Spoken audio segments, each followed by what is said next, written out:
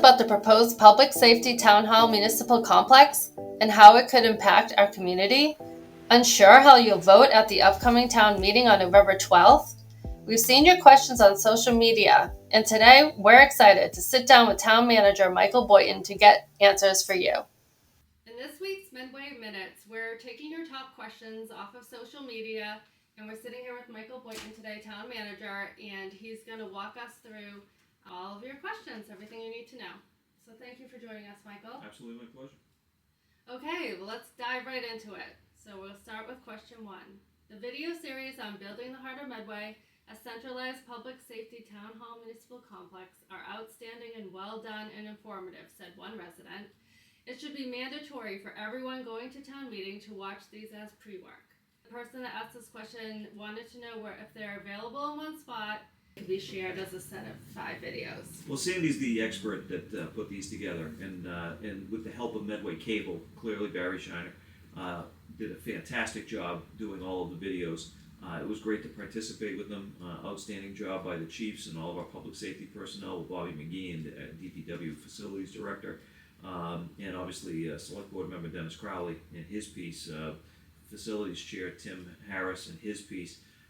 The videos really give folks an idea on exactly what we're experiencing, and it helps us going into town meeting so we're not spending all night rehashing everything at town meeting. If folks want to see it, it's available on the Town Medway's YouTube channel. You can search that information, and that's directly available. There's also a link so that you can go right to all 5 videos at the same time. Right, just hit the playlist marked Building the Heart of Medway and you'll see it. Okay, so another resident asked us regarding the master plan. It lists goal number 1 as the redevelopment of Route 109 for a net increase to the local tax base. This resident asked, how exactly does an emergency complex satisfy that goal? Is the former Medway block property the only real opportunity to make progress on goal 1? At the very least, police and fire must be moved, and the town should consider splitting the property to allow business development to the 109 corridors to add the local tax base. Certainly, it's a valid question. It's a valid question because from the pure aspect of putting a public sector facility, whether it's a police station, fire station, library, town hall, onto a private sector lot, someone's going to say you're not going to gain the tax revenue. We analyzed this situation when we bought Medway Block 2 years ago. We took a look at it, and we looked at different businesses in that corridor. And we looked and said, in an ideal world, you get between $75,000 and $80,000 a year in taxes, which is a lot, but it's not in the grand scheme of things because, again, we have higher taxpayers than that, tax-paying properties than that. I think when you're looking at what we're proposing to do and the benefits of what we're proposing to do in terms of moving police and fire and potentially town hall up there as well, that you're going to free up additional lots in the town for taxable revenue. So while we may be not necessarily gaining taxable revenue at the Medway Block site, we are absolutely gaining great taxable revenue at a site on the intersection of 2 state numbered routes. So we'll sell the existing fire station and we'll be able to put that lot, as an example, back on the rolls for commercial business purposes. Right there, great location, perfect spot. Same thing with the police station. While it may not be a commercial growth, there may be some additional revenue that will come from putting that back on the tax rolls. And we'll investigate this site. We'll investigate both this building as well as the fire station, that's the substation, if you will, behind here, about putting those back on. We recognize that in this situation, if we're going to keep them, there's going to be substantial renovations, especially to the town hall.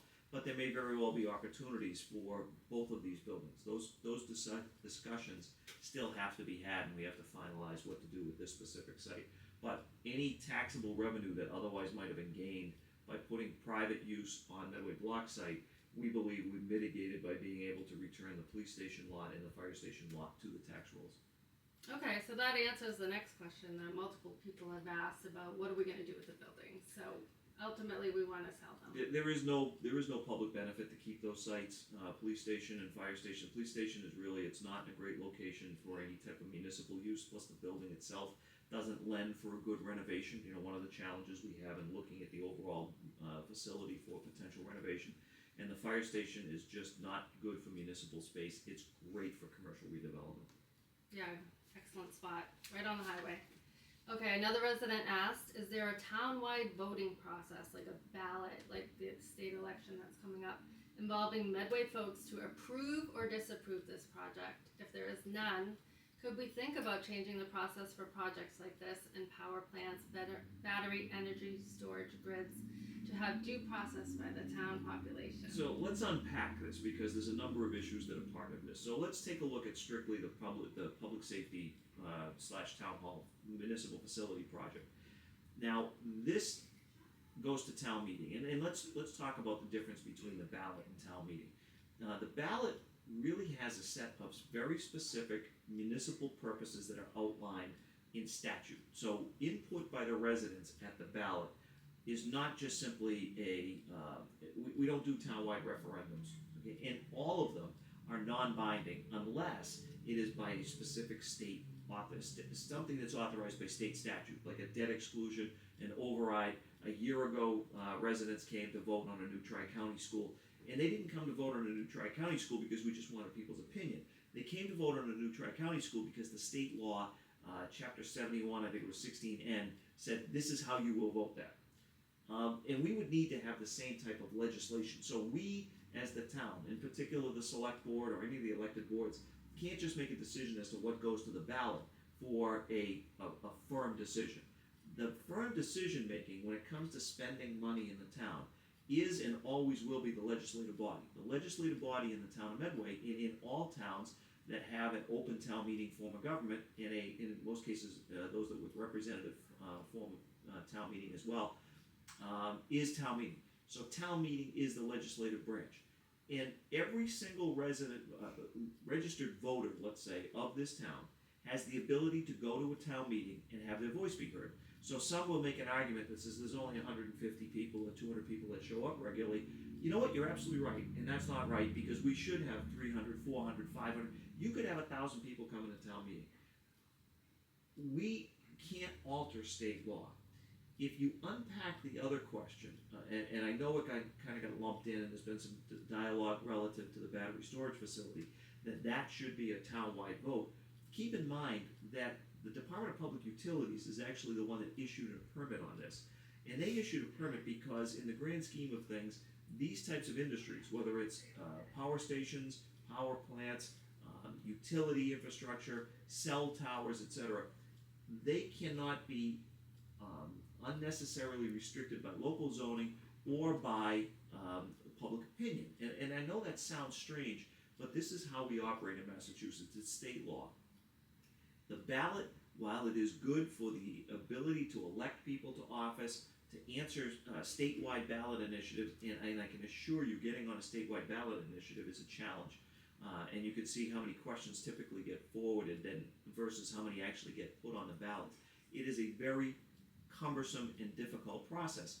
And in Medway, as an example, we asked a question this past year at the May ballot about what folks thought about the so-called MBTA zoning language. That was a non-binding referendum. It was just simply asking, do you want the selectmen to send a letter? There is no ability for these types of issues to have a binding vote at the ballot unless we're asking, in the case of the public safety building, if folks want to override 2.5 through either a debt exclusion, a capital exclusion, or an override. Again, very specific, very stipulated state statutes that are part of the law. That's interesting. There's been a number of questions about if this doesn't go through on November 12th, is there a plan B? And I know in the public forum you mentioned there is actually a plan C that you kind of scratched off the table because you don't believe it's good for Medway as a whole. So, unfortunately, the immediate thing we'd have to do is if this doesn't pass on November 12th, we have to immediately go back to coming up with capital spending for the existing buildings, and we call that kind of Plan C. Plan B, the question about Plan B that came up before is, why don't you simply renovate the existing buildings? And we explained all of that during the video series. The chiefs talked about it. The configuration and layout of the existing buildings does not lend itself well to any type of renovation. It does nothing to improve response times for the fire department. Again, we've covered all of that, that the fire station, while its headquarters today, was never intended to be a staffed full-time fire station. And you gave an example the other night at the police tours where the dispatch and the cell blocks, and they have to monitor both, and why that wouldn't work in a renovation. Can you tell that? Sure. As an example, in a police station, the dispatchers that we have, our public safety dispatchers, the communications center is right next to the cell block, so they're able to perform what's called prisoner watch when we bring someone in. By law, you have to have the ability to do that. And the benefit that we have currently in that scenario is that because they're so close, the dispatchers can check in, verify the safety of the prisoner, and then immediately get back to the dispatch center to handle the 911 calls that may come in or any dispatch calls. Any type of renovation of the police station would likely separate those offices, those operations, from one end of the building to the other, which makes it then impossible for our dispatchers to be able to safely leave the 911 center for any period of time to process through the building to then come back. So now you're talking about a cost impact of actually having to bring people in on prisoner watch. There is a cost factor involved, and the building itself, the way it was built, although it looks beautiful from the outside, doesn't lend itself. The Plan C that we don't like, we say we scratch it off, but we're talking about in the existing building, new doors, new windows, improvements to the HVAC systems, improvements to the electrical systems. The fire station currently does not have a sprinkler system in there. That would be a $500,000 cost at a minimum to try to improve. We're talking probably between $5 and $10 million of immediate upgrades to those buildings that do nothing to improve the overall mission and service delivery. It does nothing to improve the challenges that we have between space for male employees versus female employees. It's just simply shoring up of what we have for the long term. It's a huge challenge, and the Plan B, again, while it may be it's seemingly a renovation option that might be cheaper from a construction cost, it does nothing to take into account the relocation costs that we would have to have, because both operations, police and fire, would have to vacate their existing space to be able to continue operations while we renovate. Mm-hmm. Bad idea. Right. So the next question kind of falls in line with that.